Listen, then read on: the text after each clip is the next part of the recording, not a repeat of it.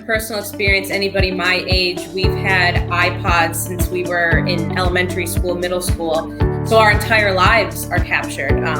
And being able to cope with the fact that even if you delete something, it's never actually truly gone. It's there, it's on the cloud forever.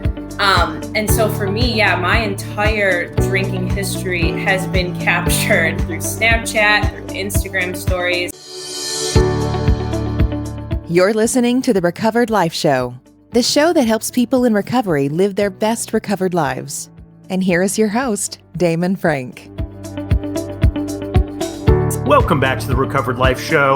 I am pleased to be joined again by Gabri Agello. She is the host of the Gen Z Declassified Sobriety Guide, and we talk about everything youth and social media and sobriety. How you doing, Gabri? I'm great. Thanks for having me on again. Thanks for coming on. I was excited about this topic today. You know, so much of social media is just a track record of your past, right? Like everything that you have ever done is captured on social media. But what if your drinking past is captured on social media? How do you deal with this now that you're sober?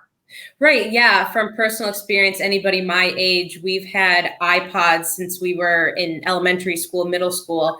So our entire lives are captured. And being able to cope with the fact that even if you delete something, it's never actually truly gone. It's there, it's on the cloud forever. And so for me, my entire drinking history has been captured through Snapchat, through Instagram stories. And learning to kind of cope with that past and relinquishing that control has definitely been hard. But I would say the main thing was to kind of counteract that with putting out positive things on social media, like doing a show like this and advocating for, sobriety and things like that. You know, as a Gen Xer, everything that you do is captured. Probably the day you were born, until the day you die will be all captured on social media in one form or the other. There's video, text, all kinds of translations. So for you, was it just like the awareness after? Did you kind of forget about that? And then all of a sudden you're sober and then you go, oh no.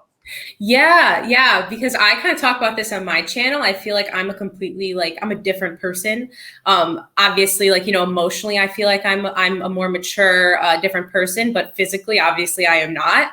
And so sometimes I kind of forgot about that past, and it kind of came to me with intrusive thoughts. I would just randomly have these intrusive thoughts, and I'd be like, oh my gosh, there is this history that is out there. There are people walking around that only know this side of myself. So it really was very hard for me in the beginning of my sobriety to cope with that. And I think it's valid for anybody that, is going through that. I don't want to minimize it by saying, just forget about it. But it really is important to relinquish that control and focus on what you can control, which is your sobriety now and what you do now. Yeah, because the headlines are full of politicians and celebrities and people that were captured when they were, 18 years old or 19 years old, saying or doing something that they're just not like now, right? They would never do this now as a 25 or 35-year-old person. Yeah. But, looking back now on this for you, I guess this whole control issue, there is this bunch of hey, you got to let go. And the whole part of sobriety is there's going to be some sort of cosmic change with you. There's going to be some sort of change of consciousness. So I guess it's a realization that, hey, I'm not the person that I'm seeing on this video right now. Right. Exactly. Yeah, definitely. And there's also an aspect too of accountability. For me, it kind of was trying to find that healthy fine line between taking accountability for past actions while also learning to forgive myself and love myself now. I only use those past videos or that past experience to just be thankful for where I am now and use that as a tool to be like, you do not want to go back there. I think what really helped me with that is to look at myself back then with compassion. not embarrassment, not with a judgmental lens, but to give myself the love that I wish I had then, that maybe I would have gone a different path. Maybe if I was given some of that compassion, I wouldn't have, gone the route of, self-medication and things like that. So I really try to look at my past self with compassion. Way easier said than done, but I try to do that. Yeah, there are tools that you can do on social media too, that you can delete certain things. So like on Facebook, it might be deleted, right? But you were saying like certain programs like Snapchat and things like that, it's kind of in the cloud forever. Yeah. Yep, definitely. Snapchat too, because people think, you record something on your Snapchat story, or you send something to somebody in your Snapchat story and it's gone after 24 hours. It's not. It's really not. So I have definitely gone through my social media and did kind of like a refresh, tried to delete a lot of things. But when I looked in my iCloud, it's still there. It's definitely something that I don't want to minimize, but it's one of those things, like, I guess it's misery loves company. We're all in that boat together, not just people that have, struggled with sobriety. It's any mistake you've made as somebody my age, it is for sure captured forever. So I guess it's one of those misery loves company things.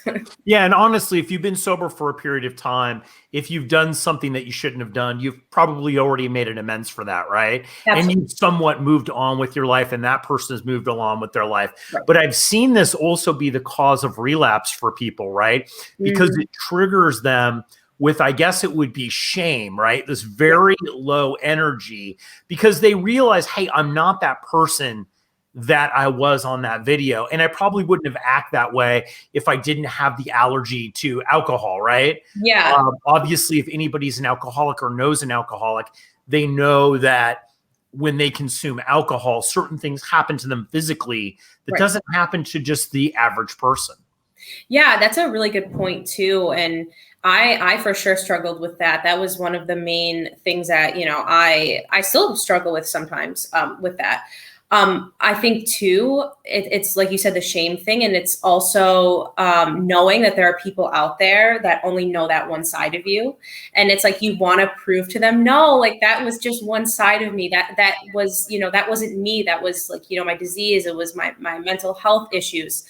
But that is, if you are seeking validation from somebody else and you want to prove that you're healthy to somebody else, seeking that validation from other people is probably a reason why you actually started drinking in the first place, to seek that validation. So I say, really do it for yourself. Gabby, I think most people that are over 40 years of age have said that they've been sober for a long period of time, have said, you know what, if there would have been Facebook and Instagram and Snapchat and Twitter back when I was drinking and using, right? I don't know what I would have done, right? Like, so I think that there's more of an awareness now, because I think even people who don't have an alcohol or drug problem, right? They don't have an addiction problem, have maybe said something at a party or done something, or I've even heard people who have worn an outfit or something that wasn't flattering to them. And like, why did I wear that? Why did I post that picture on social media? Why did I have why did I have alcohol in my hand when I took that picture, right? And these people aren't even in recovery, right? So I think it's human nature. Everybody kind of has that, things in their past that they're not necessarily as proud of, right? Yeah. I guess the question is, what's the process that you go through? I think especially as a Gen Z, about maybe kind of repairing that. Obviously, there's making amends if you're in a 12-step program, or maybe you personally know them, you've already kind of apologized and they've been on that sobriety journey with you. Yeah. But you were talking with me about possibly also creating new content that's different from maybe that past content that's already floating out there. Yeah. The one great thing about, being a Gen Xer and being young, it's like, oh yes, you have all of your past that's recorded, but we have all of our future that can be recorded. We have so much time to create so many just like amazing new things. And so that's just like such a small fraction of our life. Our entire life is going to be, digital and being able to be seen. If you can kind of counteract, that negative stuff with all this positive stuff, people aren't going to really remember it. I think we remember because it's, it's the shame thing. And we're like, oh my gosh, everybody's thinking about this one party I went to freshman year. No, nobody else is thinking about this but me, like, honestly. So I think for me, that really helped. I'm lucky enough to actually have made amends with some people I went to my old college with, and they were like, yeah, we don't even think about that. Like, I completely forgot that even happened. So yeah, definitely counteracting it with that. Yeah, I love what you're talking about. Is, most people are thinking about themselves 24 hours a day, 7 days a week. They're not thinking about something that happened to you, on a random Tuesday, right. 8 years ago, right? But I think one of the things with addiction is that we can be obsessive, right? And I think that the thing is that the most important thing for people that are new in recovery is to make sure that this does not create a path to some sort of relapse, right? Or really poor life quality. So would you recommend talking to other people, whether you're in a 12-step program or a church group, or you have a friend or a counselor, talking with people about that if you're obsessing about it? Absolutely. Absolutely. I am lucky enough to have an amazing therapist that I can talk to. I've made some, young, sober friends as well. And it's kind of one of those things where I feel like a lot of times within sobriety, you can really feel alone. And so being able to talk with people that have gone through that has just been like super, just amazing. And kind of, it's one of those things where, you either laugh or you cry about it, and being able to laugh with, fellow young sober people about, oh gosh, like, that was our mistake. It is what it is. And, it's time to move on. We've all had this, experience. It's not just a me thing. It's not just a you thing. It's really helped me to feel like I'm not alone. Yeah. I definitely see that. Gabby, thanks so much for coming on the show today. If people want to know more about you and your YouTube channel, how do they get a hold of you? Yeah, so you can follow me on Instagram. It's Gabriagello, GABRIAUGELLO. I post a bunch of stuff, sober content. Also follow, me on YouTube. So that's Gen X's Declassified Sobriety Survival Guide channel. So that's where you can find me. Excellent. Also, Gabby is also on Recovered Life and puts out posts on that too. And we've had some great conversations there. Gabby, thanks so much for joining us today. Thank you for having me.